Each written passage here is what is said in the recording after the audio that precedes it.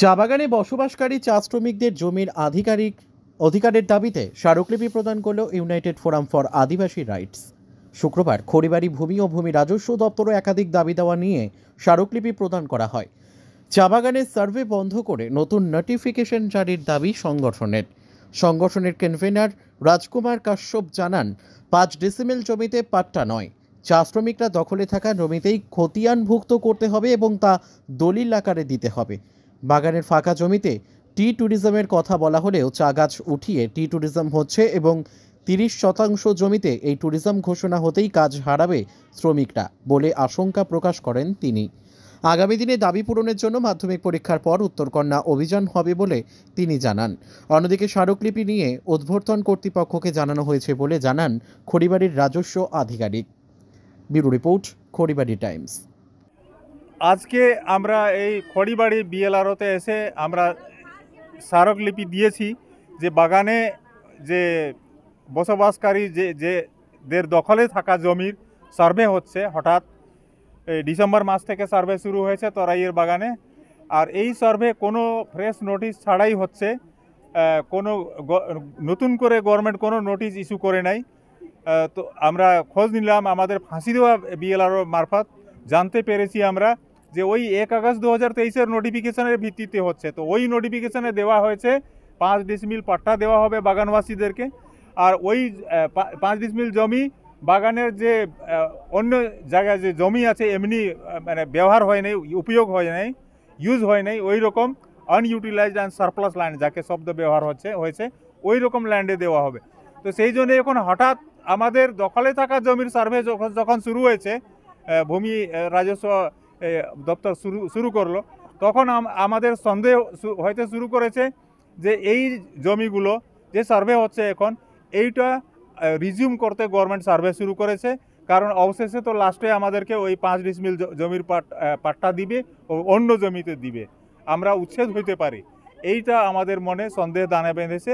সেই জন্য আমরা আজকে এই ডেপুটেশনের মারফত আমরা ডিমান্ড করতেছি সরকারের কাছ থেকে যে নতুন একটা ফ্রেশ ট্রান্সপারেন্ট নোটিফিকেশান ইস্যু করা হোক, যাতে লেখা থাকবে যে আমরা 100% ওনারশিপ যুক্ত আমরা ট্রান্সফারেবল খতিয়ান পাবো, পাট্টা নয়। কারণ আমরা শুরু থেকে দাবি করতেছি আমরা পাট্টা নিব না।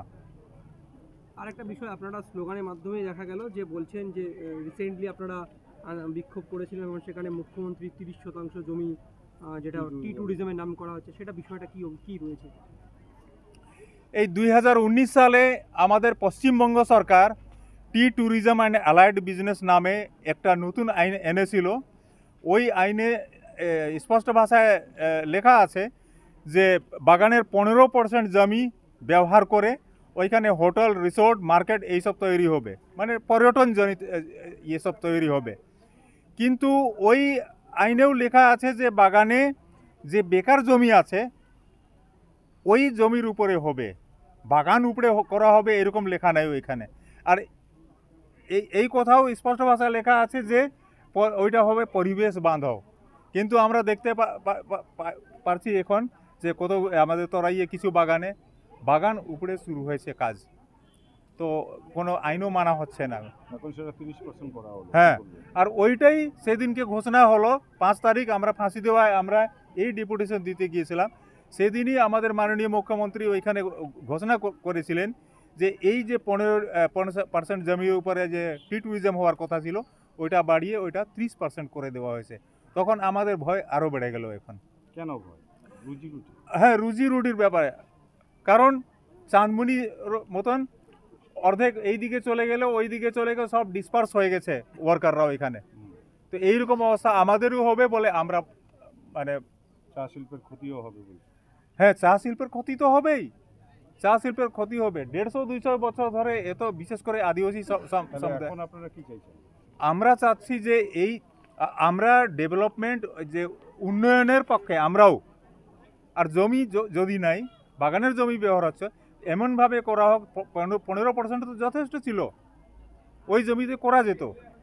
কিন্তু এখন আরও 30% মানে বাগান আপরুট করে করা হবে ওটা। তো এটা আমরা মানছি না। এটা আরেকটা বিষয়, আপনারা বললেন যে আগামী দিনে আপনারা উত্তরকন্যা অভিযান করবেন। হ্যাঁ হ্যাঁ, কি বিষয়টা? সেম একই বিষয়। ওইখানে 2টা বিষয় থাকবে। আজকে তো আমরা এই যে সার্ভে হচ্ছে বিশেষ করে এর উপরে ফোকাস করে আমরা ডেপুটেশন দিচ্ছি, কিন্তু 2023-এ নোটিফিকেশান ইস্যু করেছিল গেজেট নোটিফিকেশন গভর্নমেন্ট, লিজ ল্যান্ডকে ফ্রি হোল্ড করে তারপরে ওই জমির উপরে বিজনেস হবে, মানে অন্যান্য বিজনেস হবে। তো আপনারা কি মাধ্যমিক পরীক্ষার পরে কি নবান্ন অভিযান করবেন? নবান্ন অভিযান না, মাধ্যমিক উত্তরকন্যা অভিযান করব আমরা। আমরা আমাদের যে ইউনিটি বাড়াবার জন্য আমরা একটা এক অমব্রেলার নিচে যত আমাদের যে সোশ্যাল অ্যাক্টিভিস্টদের গ্রুপ আছে, এটা সব সামাজিক সংগঠন, কোনো পার্টি থেকে আমরা আসি নাই। হয়তো ইন্ডিভিজুয়াল তো সবাই কেউ কোনো না কোনো পার্টি করে, কিন্তু আমাদের পার্টির ঝন্ডা আমরা আসি নাই এটা। তো সেই জন্যে আমাদের যত সামাজিক সংগঠন আছে তারাই দুয়ারাস পাহাড় আমরা একঠা করার জন্য একটা জয়েন্ট অ্যাকশন কমিটি গঠন করেছি আমরা 2024-এ জানুয়ারি মাসে। তো ওই জয়েন্ট অ্যাকশন কমিটির তরফ থেকে এই প্রোগ্রামটা হবে।